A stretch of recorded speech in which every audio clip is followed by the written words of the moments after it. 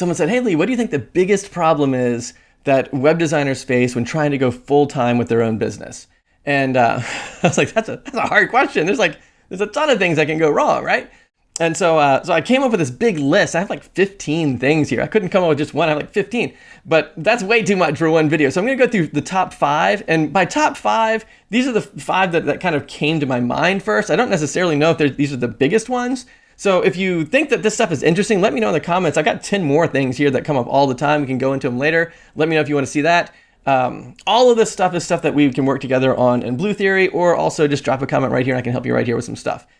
But then here's the number one thing, comfort churn. And I think I came up with this title myself. Here's what I mean by comfort churn. It's like you get into this comfort mode where you do the stuff that you like and you keep kind of churning in that space to the neglect of the stuff that you know that you need to be doing, but it's outside of your comfort zone. So here's how this snags me. I like building websites. I like doing design. I like marketing strategies. Like I like building landing pages for stuff.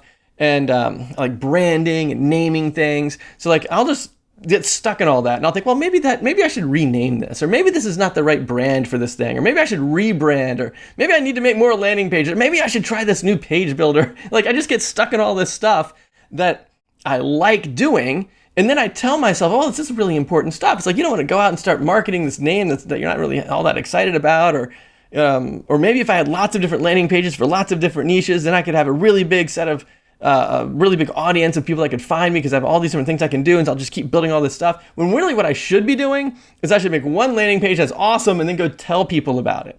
But the telling people about it part, that's not really in my comfort zone. Like you gotta networking events and contact people and talk to people, and you're into like marketing and sales and stuff rather than like web design and branding. So what will happen is I get stuck in the comfort churn and I never get to the stuff that really matters. And if you don't recognize that in your business, that can wipe you out. Like you can just get stuck in comfort churn forever, never really get any leads, and then your business never really gets off the ground. So that is a big one. I see it happen all the time. I have to be really cautious not to fall into it myself. Tons of people have that problem. If this rings with you, like give me a thumbs up and let me know that you're kind of in the same boat as me. So the number 2 is looking for projects that are high ticket projects rather than high margin projects. And this one is really sneaky too, because you might have this opportunity to, if I could build this website and do this kind of project for these people, that'd be $50,000. And then you get excited about it and you write this big proposal and you just feel really jazzed. It's like, wow, that's a lot of money. And then you land the project. Let's say you win the project, and the next thing you know, it takes you all year to implement that $50,000 project. Now I made $50,000 in 1 year. Like, that's no good. So now you're tangled up in this like high ticket but low margin project.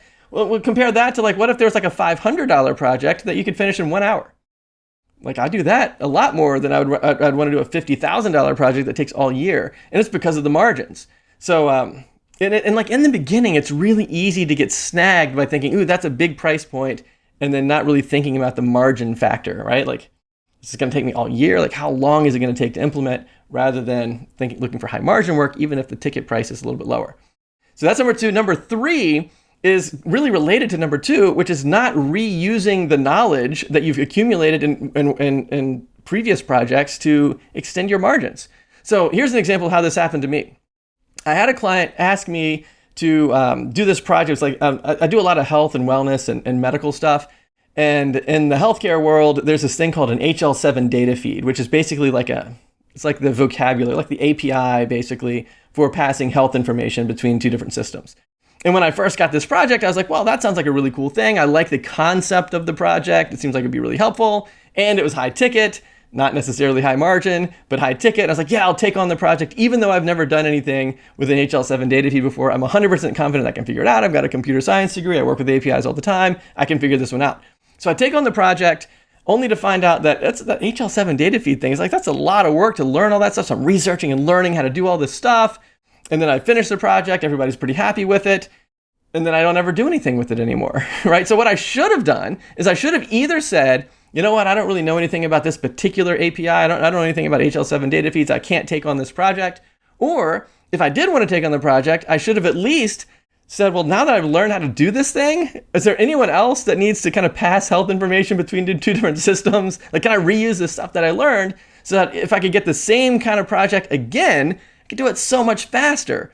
So I could charge the same price, do it a lot faster, and that's where the margins come from. but I didn't do it. And so I just kind of learned this thing, do the project, only to then go on to another client that needs different stuff and I have to learn new things. And then you just constantly find yourself never reusing your knowledge to stretch out your margins. And that's a big mistake. So that's number 3. Number 4 is not sharing the risk with the client. So here's an interesting way to think about this. Have you ever thought about putting a guarantee on your work? Like, I guarantee that you'll get 10 leads a month, or I guarantee that you'll make hit a certain price point, or there's some kind of a guarantee on your work. And you probably feel uncomfortable with it. It's like, well, I don't know if I can really do that, right? Well, the reason that your clients are maybe skeptical or hesitant to work with you is because of that exact same risk. It's like, you don't want to do the guarantee because maybe it might not work. Well, they don't want to drop $5,000 or $10,000 working with you because maybe it might not work. It's the same risk. So like, the same reason it's uncomfortable to put a guarantee on the table is the same reason clients are hesitant, or at least very thoughtful about whether they want to invest their marketing money with you. So the solution is share the risk. Don't put 100% of that risk on the client. Say, hey, I'm going to do the best that I can, but if it doesn't work out, then it's all on you. And one way to do that without necessarily having to have like a really flashy guarantee, like, hey, we'll get you 10 leads a month, or you don't have to pay, something like, you don't have to do something like that. But I bet you do something. Like, if you were working with a client and for whatever reason it wasn't working as well or going as well as you had originally hoped or thought, and then they came to you and said, hey, can you help me out with this? I bet you'd do something. You probably was like, no, I'm not doing anything. You'd probably do something, right? Like, maybe reduce your marketing budget for, or what you charge to manage the marketing for a month or two until you can kind of get things back up, or some kind of a rework a page until they were happy with it or something. You do something, right? You wouldn't do nothing. You wouldn't just like, blow them off. You'd do something. And so the point is, tell them the something up front. Like, let them know, hey, I'm in this with you. I'm sharing the risk with you. Like, if this doesn't go as well as I intend, then I have a backup plan. Like, I'm gonna shoulder some of this. I'm gonna eat some of the problem with you, right? And so that way, both parties, like both you and the client, are shouldering the risk, and then that will land you a lot more leads and a lot more clients that way.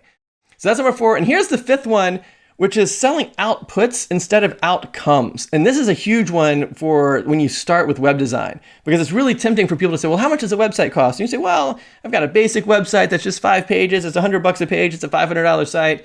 But if you want me to write the copy, that's going to be another whatever dollar, another $1,000 to write all the copy. And if you want me to do e-commerce, then I'm going to bump the price up a little bit more from there. And so, like, depending on the outputs, like depending on the stuff I have to do, I'm going to change the price a lot. The more stuff I have to do, the more the price goes up. And I think that's a mistake, because you've commoditized the business. Because if I can get the same outputs from anybody else for a lower price, then why would I work with you instead of them? And so what ends up happening is everybody looks at what everybody else is doing, and you say, well, those people charge $1,000 for a 5-page website. I can do a 5-page website for $900. So I can do the same outputs, maybe even a little bit more. Maybe I'll do a 6-page website for $900. So you just do like a little bit more for a little bit less. And then somebody else looks at that and says, well, I can do a little bit more than that for a little bit less than that. And the next thing you know, there's no margins. Nobody's making any money. Everybody's like basically going out of business, like not growing at all. And I think that's a big mistake, but it's easy to fall into that trap, because what else are you supposed to do? Well, what I like to do is I like to look at the outcomes, like the results that people want, and then wrap my pricing around the value of those results. Like, if I can make $100,000 or more land into somebody's business, well, why can't I charge 10% of that? Why can't I charge $10,000 if I'm going to help somebody make $100,000, right? And so that would be an example of doing something like that. But then you think, well, how do I know if I can do that? Like, how do I know if I can help somebody make $100,000? It's like, well, I've got certain metrics that I look for. It's like, when I take on a client, I want to make sure my client's customers are worth at least $1,000 per year per client. So what if I could help somebody generate, 5 clients a month? That'd be $5,000 a month right there. So that's a minimum, by the way. If the clients are only worth $1,000, I could do 5. That's like $60,000. What can I charge? $6,000? Can I charge $10,000 if I help somebody make 60? And then you think, well, what about, how do I find out like how much the value of these clients are and everything?